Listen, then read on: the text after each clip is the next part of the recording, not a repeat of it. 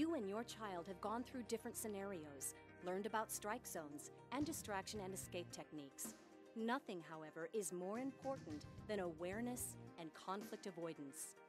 Dave Kovar has pared down the info in a succinct and clever way. The ABCs of conflict avoidance. I want to talk to you about the ABCs of conflict avoidance. These are some simple steps that you can work with your children that really can help arm them, give them an arsenal so they can better identify dangerous situations and better respond to them.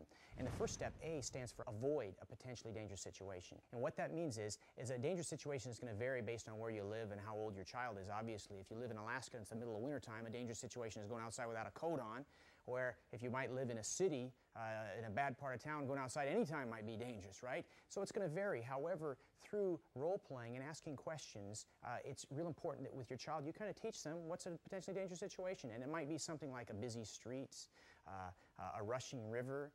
Maybe they have a friend whose dad has a gun and their friend wants to show their dad's gun. Well, that would be definitely a dangerous situation. So this is something that you don't say one time. It's a constant source of communication between you and your child. You constantly are just talking about this in a very matter-of-fact, relaxed fashion. We don't want to make our child fearful by any stretch. So the next step is be calm, breathe. And what that means is that first off, logic and emotion are like oil and water. They don't mix. And when people become emotional, they don't think clearly. And they're more likely to do something irrational, okay, as we've all done as adults as well. And so what's important is that anytime your child feels a little bit maybe afraid or they become angry, if we teach them to take deep breaths, preferably say 10 breaths is a good rule of thumb, what's going to happen is they're still maybe going to be afraid or angry, but they're going to be in better control and they're going to be calmer and they're going to be able to make wiser decisions. Okay, so crucial. And so when do you practice that? You have them practice that maybe when they're upset at home with maybe one of their siblings or with their parents or a child. That's when you have them. Anytime they become a little angry or afraid, they get in the habit of breathing clearly. C, communicate with confidence. And what that means is we want to teach our children to know how to carry themselves in a manner that is confident. And why that's so important is that the average bad guy is, what are they looking for? First off, they're selecting a potential victim. And they might select someone based on how they appear, how aware they are, how confident they appear. And imagine that if everybody had antennas, they had signals that were coming out. One child has signals that say, I'm a victim, I'm an easy mark. And the bad guy has his radio frequency tuned in looking for that. Boop, there's a match. Okay, so the average bad guy does not have an alternative plan, they have an alternative victim. So what we want to try to do is get the bad guy to look at our children and say, no, not those people, they appear too confident. Now, appearing confident, that means shoulders back, chin up, alert, eye contact is appropriate. That's not going to guarantee that they're never going to be confronted. Once again, it's just going to stack the odds in their favor. The next step is the testing phase of communicating with confidence. So what that means is first off, there's the selection. Next is the testing. And what that means, the bad guy's going to come up and he's going to ask a question such as, hey, can you help me find my puppy? Or I need directions to McDonald's. Or could you help me? I need to load this into my car and my back hurts and I'm unable to do that. Well, that's possibly just a test, something that they can do to draw the child a little closer. How your child responds verbally is so important, but not as much what they say, but how they say it.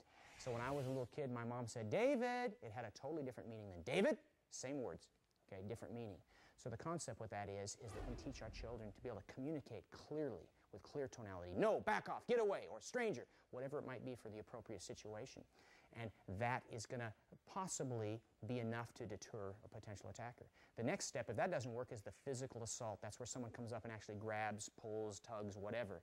And it's a pretty scary thing to think about. And realistically, a child, they've got the odds are against them. It's very challenging to defend against a full-grown adult. However, there are certain things that they can do to maximize their potential to be able to get out of a dangerous situation. And so certainly if they ever are confronted and have to physically defend themselves, that's not a good thing. The object would never be to win a fight. It's to stun and run. It's to do something that's going to cause some kind of a distraction that's going to allow the child a chance to escape. D, don't put yourself in a worse situation than you're already in. What children need to know is though it might be very uncomfortable and awkward to have someone come up, a stranger come up and confront them and ask them to go with them or come closer to their car. That's a lousy thing for a child to have to deal with.